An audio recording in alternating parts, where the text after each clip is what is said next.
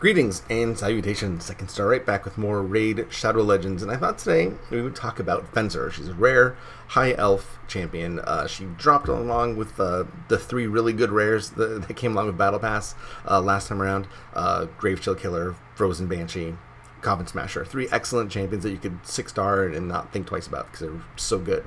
She is not that. She's a step below tier-wise, I think, but still she has some really good skills, a lot of utility to get you through some dungeon content, to deal with some irritating opponents.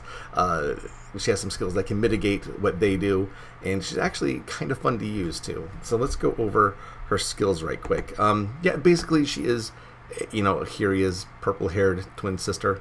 Again, the dour expression, I don't know what happened in the history of the high elves to make all of them just look so aloof and sad, but someone should really look into that. They could use a Xanax. Okay, her skills, interesting. So she's a multi-hit A1, right? Attacks enemy twice, and each hit has a 15% chance of placing a 15% decreased speed debuff for 2 turns. So she has a turn manipulator, and you can get that chance actually up to 30%. So not bad. A 30% chance to decrease speed, and you have 2 chances to do it on the A1. So that's kind of cool. Decreasing speed can be very useful. Now her A2, this is a 2-parter, okay? So it's a single target attack with a 75% chance they can book up to 100% chance of placing a stun for a turn. If you do not place the stun, if it just gets resisted or what have you, it steals 20% of the target's turn meter. If the stun's not placed, and that can be resisted as well, but still, that's 2 different things to have resistance checks for. So you could potentially be doing something. If you're not stunning, then you're stealing turn meter, unless it gets resisted. But still, you're dealing damage. So the A2 is super useful. I like it a lot. It's a really cool skill. And that works on bosses too, so you can't stun the boss. But on those bosses where you can manipulate turn meter, Ice Golem, Fire Knight, Spider, a lot of utility there because turn meter manipulation is super important. So that gives that skill like an extra thing. So if it was only a stun, it'd be kind of useless in boss fights. But because it also steals turn meter, it suddenly becomes useful and makes this champion have additional utility. Blade Flourish is another really good skill. It's an AoE attack on a 3-turn cooldown. It's 4 natively. We can book it down to 3 turns. With a 75% chance of putting a decreased defense debuff of 30% on all your opponents.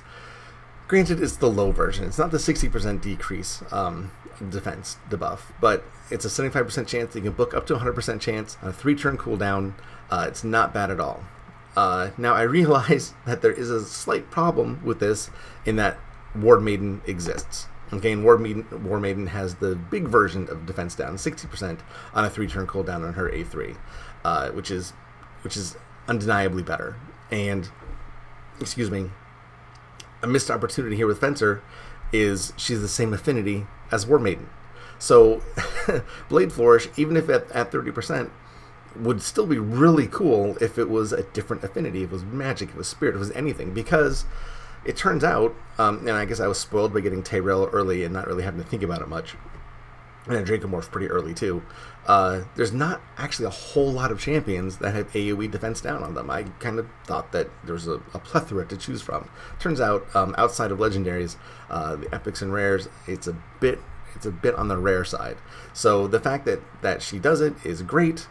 It stinks that it's the low version, and it doubly stinks that she's the same affinity as War Maiden, who was kind of the go-to AoE defense down when you're first starting out as a champion. So, unfortunately, that kind of puts a black mark against Fencer, because most of the time, War Maiden is fine. It's fine. She's a better champion most of the time.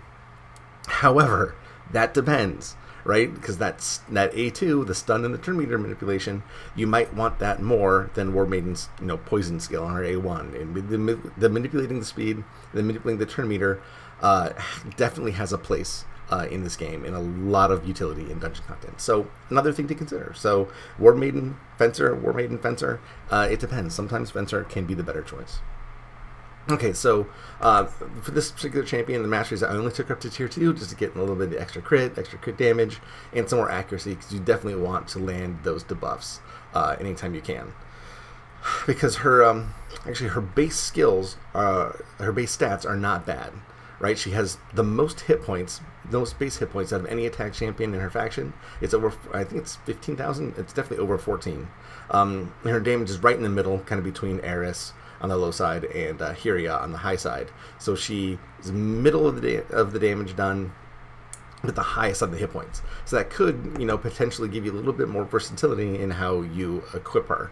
I almost always go for HP percentage chests on my attack champions to make sure that they can survive, the dark dungeons.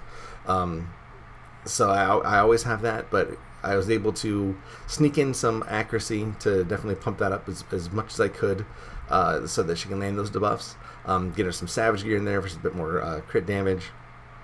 And then a broken set here so I get the speed boots to go along with the hit point percentage chest. And then I think for the bling, it's just hit points and crit damage. So a pretty standard setup here. Her total stats suit her very well in some of the mid-level dungeon content. 33,000 hit points, 1650 attack, 1000 defense, 149 speed, 100% crit, 140% crit damage, and 135 accuracy. Accuracy I could deal with a little bit more, but this is what I could squeeze in with the gear I had, and I was happy with that. So let's take her into Ice Golems, which I think is a really good dungeon for her because it really benefits her skill set. Okay, so what have we here? You see her, she already laid down her defense down. She landed them on all the opponents, which is great. It's always a good thing to see. It helps make the waves go by faster if you have that defense down. Lord Chamfer's there for the hit point boost, as usual. I put in Gorgrab for res, speed. Apothecary's in there for speed and heals. And Astrolith is in there for novelty, because she's a fun champion. And we're just gonna have Fencer come in here, just do her thing.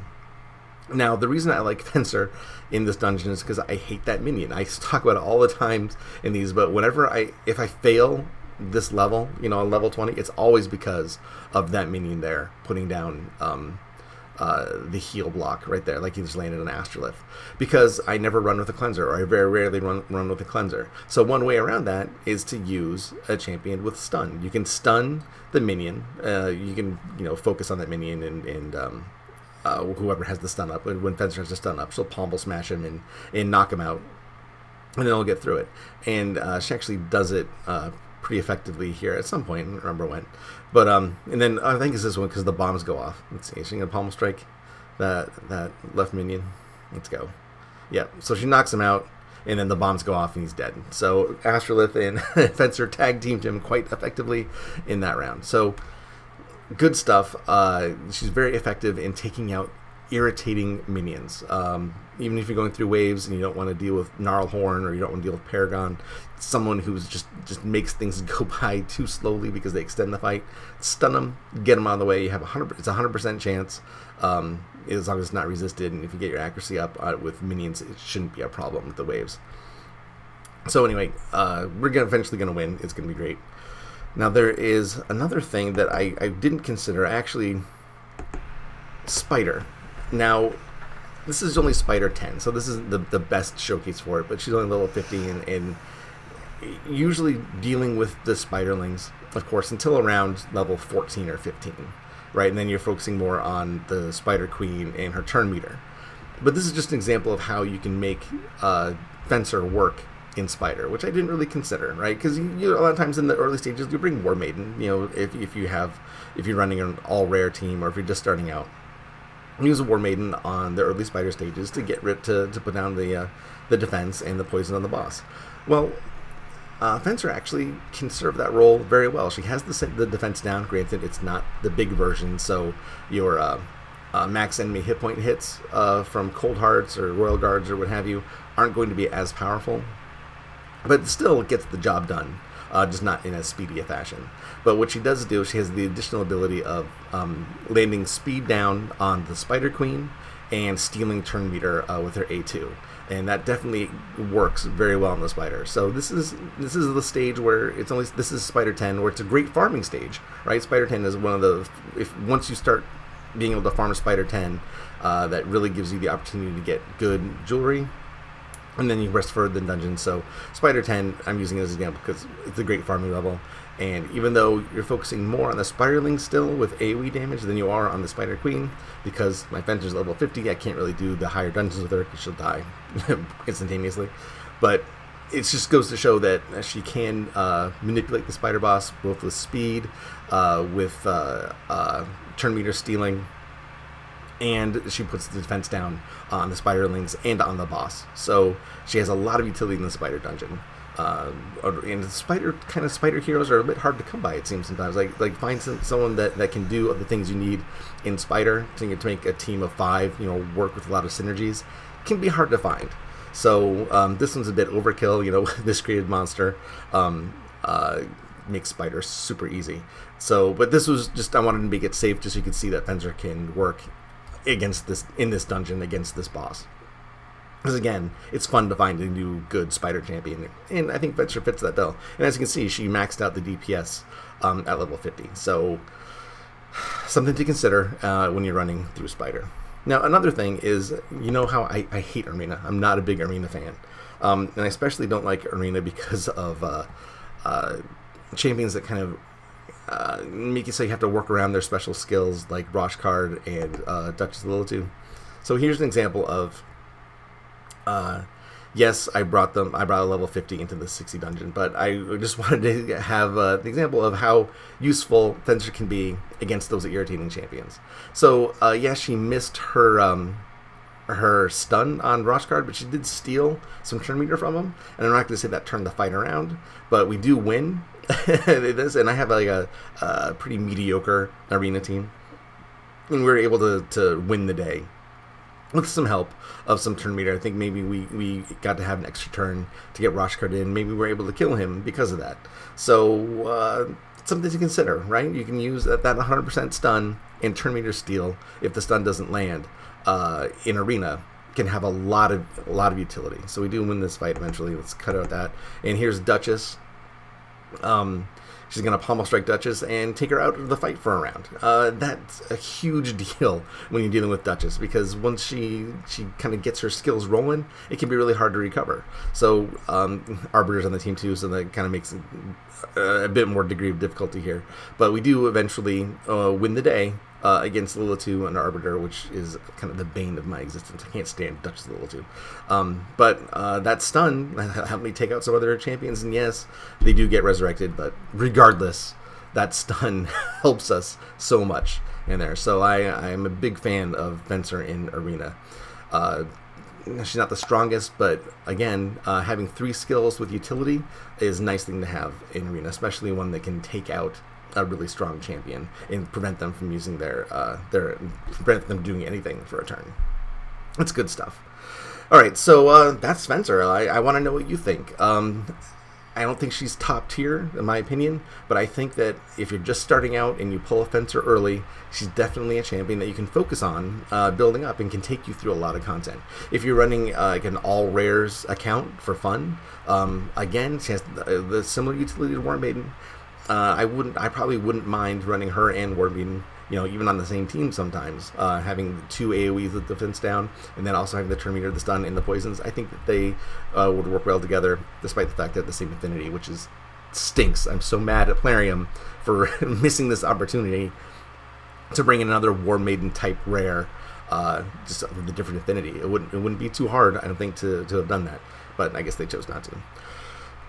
Unfortunately. So, what do you think, guys? If you have some opinions on the matter, please put them in the comments below. If you enjoyed the video, throw me a like and subscribe if you want to see more. I appreciate it, guys. Take care, and I will see you next time.